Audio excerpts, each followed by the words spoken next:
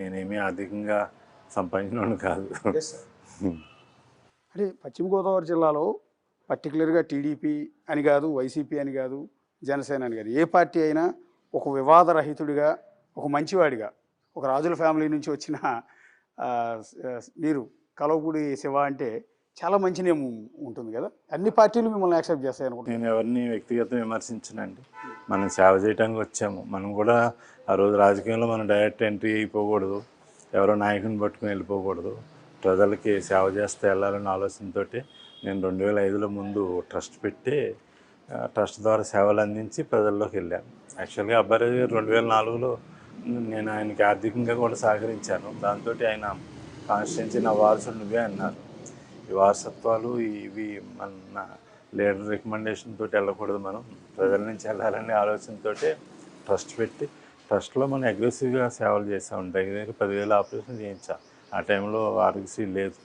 బోలెంత మందికి మనం ఎడ్యుకేషన్కి సంబంధించి డొనేషన్ కూడా బోలెంత మందికి కట్టాం. ఓకే, బాగా చేసామండి. ఇప్పుడు మీరు ఎవరికైతే సీట్ ఇప్పించారో మీ సీటుని ఒక విధంగా త్యాగం చేశారో, ఆ రోజు మీకు ఇష్టమై వెళ్ళారు ఎంపీగా? పార్టీ ఆదేశించింది, ఆదేశాన్ని పాటించాను అంతే.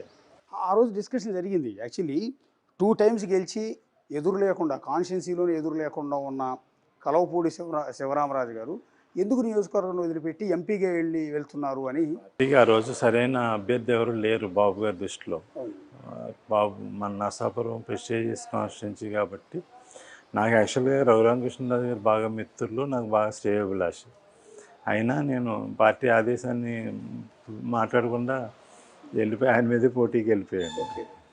మరి ఇప్పుడు సిట్టింగ్ ఎమ్మెల్యే రామరాజు ఆ సీట్ని ఖాళీ చేయడానికి సిద్ధంగా ఉన్నారండి?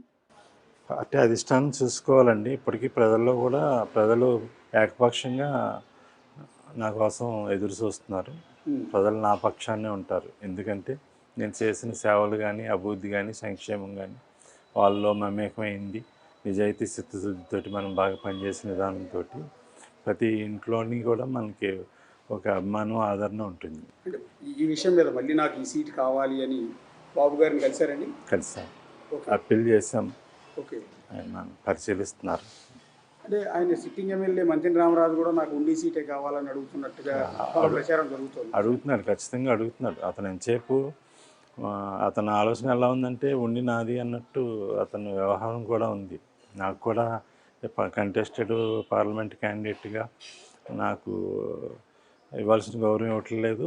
అట్లాగే నేను 14 ఏళ్ళు ఉండి నియోజకవర్గంలో పార్టీని పెంచి పోషించాను.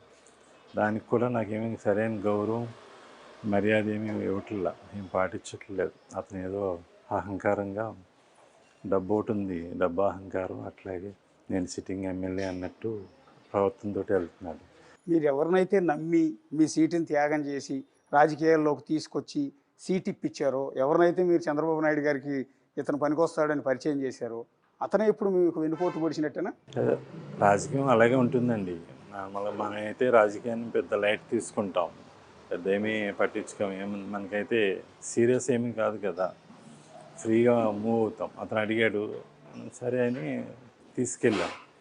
నా ప్లేస్లో ఎవరైనా ఉంటే అటువంటి ప్రయత్నం చేయరేమో. నేనైతే చేశాము. అతనికి అదృష్టం బాగుంది, అయ్యాడు, అయిపోయింది. 2019లో జగన్ వేవ్ మొత్తం కంప్లీట్ స్టేట్లో జగన్ గారి వేవ్ అండి.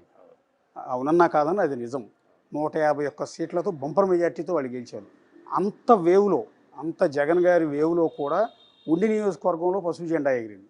బహుశా ఆ జిల్లాలో పాలకొల్లు కూడా రామానాయుడు కూడా గెలిచారు, అది ఓకే, గెలిచారు. అయితే నేనేమంటానంటే ఆ వేవ్లో ఉండిలో గెలవటం అనేది మామూలు విషయం కాదు. అప్పుడు ఇప్పుడు ఏ కలవపూడి శివ గారు చేసిన డెవలప్మెంట్ యాక్టివిటీస్